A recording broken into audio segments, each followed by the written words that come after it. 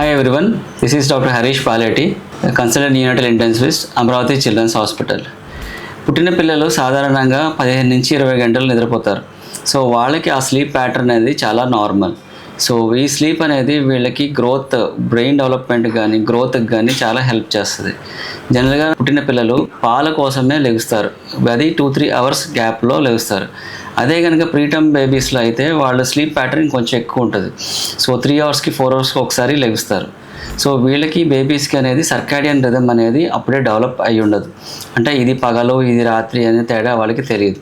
So వాళ్ళకి ఒక sleep pattern అలవాటు చేయడానికి కొంతవరకు ప్రయత్నం చేయొచ్చు. లైక్ బేబీస్కి మార్నింగ్ టైం బేబీని హాల్లో పడుకోబెట్టడము, వాళ్ళకి చిన్న చిన్న సౌండ్స్ అలవాటు చేయడము, రాత్రిపూట dim lights followed by sounds అయితే తక్కువగా ఉంచడము, ఇలాంటివన్నీ ట్రై చేయొచ్చు.